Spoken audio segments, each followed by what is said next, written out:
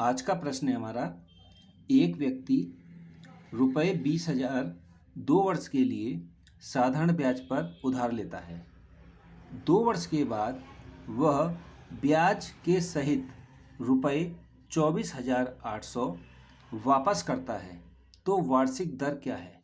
तो हमसे ऑप्शन में दे रखा है 48%, 24%, 12% या 6%। और यह प्रश्न बच्चों जवाहर नवोदय विद्यालय 2009 की प्रवेश परीक्षा में पूछा गया है। तो शुरू करते हैं आज का हल। देखिए बच्चों, सबसे पहले हमसे जो हमें चीज़ दे रखी है, देखो पेपर में तो हमें समय नहीं मिलेगा, मगर अभी प्रैक्टिस के लिए आप क्या काम करेंगे, पहले जो चीज़ें हमें दे रखी हैं उनको हम क्या करेंगे, राइट नोट कर लेंगे और फिर फॉर्मूला लगाएंगे और उसके बाद हम उसे हल करेंगे।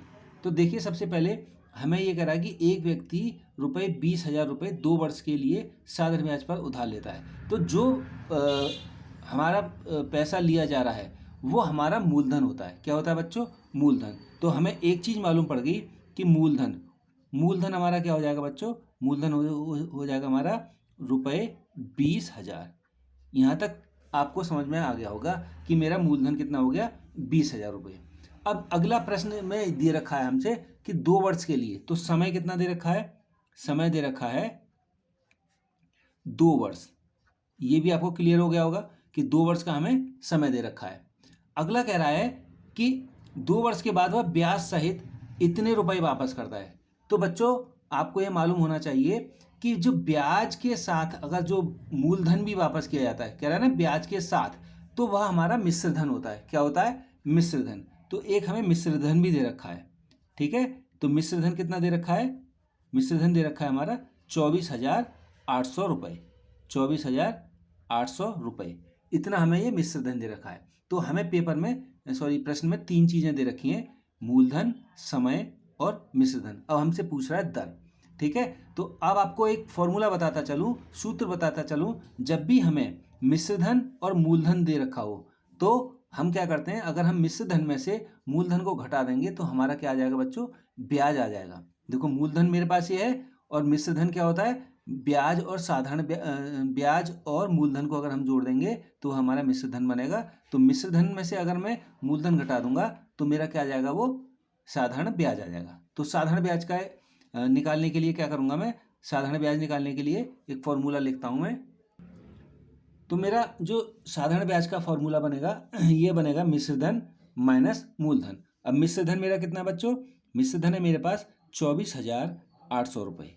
ठीक है, माइनस, अब ऋण कर देंगे मूलधन को। मूलधन कितना है मेरा? 20,000 रुपये। अगर मैं इसमें से घटा देता हूँ तो मेरा उत्तर कितना आ जाएगा? 4,800। और ये क्या हो जाएगा? मेरा साधारण ब्याज। क्लियर है यहाँ तक? मगर हमसे क्या पूछा प्रश्न में? दर।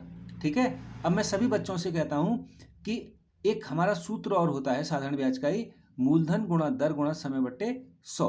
ठीक है, तो अब हम इसका सूत्र का प्रयोग करेंगे। तो इसका सूत्र का प्रयोग होता है साधारण ब्याज बराबर मूलधन गुणा दर गुणा समय और बट्टे 100। अगर मैं यहाँ से दर का सूत्र निकालना चाहूँ तो दर का भी निकाल दूंगा, मगर मैं सभी बच्चों से कहता हूँ आपको दर का सूत्र अलग से निकालने की ज़रूरत नहीं है। इसी सूत्र से हम इसको सॉर्ट आउट करेंगे, इसी सूत्र से हम इसका उत्तर निकालने का प्रयास करेंगे। तो हमारा देखो साधारण ब्याज कितना कह रहा है? 4,800। देखो बच्चों, सबसे पहले आपको लिखने का भी तरीका आना चाहिए। जो संख्या हमें प्रश्न में दे रखी है उसको वहीं पर अगर हम रखते जाएंगे तो हमारा आंसर बिल्कुल गड़बड़ाएगा नहीं। तो मैं साधारण ब्याज के नीचे साधारण ब्याज लिख देता हूँ। 4,800 देखो ये दे रखा है। उसके नीचे मूलधन मेरा कितना था? 20,000। अब मैं 20,000 के नीचे मूलधन के नीचे क्या लिख दूंगा? 20,000। गुणा के नीचे गुणा आ गया। दर के नीचे अब मेरे को ये निकालनी है तो मैं इसको इसी का नाम लिख देता हूँ दर। और गुणा समय कितना कह रहा है बच्चों? 2 वर्ष। ये 2 वर्ष कह रहा है। अब उसके बाद क्या निकालना है हमें? उसके बाद बट्टे 100। तो मैं इसके नीचे क्या कर दूंगा? बट्टे और 100 यानी कि 100। यहाँ तक आपको शायद क्लियर हो गया होगा। आगे बढ़ते हैं। अब आप ध्यान से देखेंगे बच्चों, तो इसको आपको संख्या को संख्या की तरफ रखना है। अब दर निकालनी है तो दर को ही रखूंगा, बाकी संख्या को क्या करूंगा मैं? इधर जहां पर हमारी ये संख्या है इसकी तरफ ले जाऊंगा। ठीक है, तो अब मैं क्या काम करूंगा? 4,800 तो यहीं पर रखूंगा और बराबर दर यहाँ लिख दूंगा।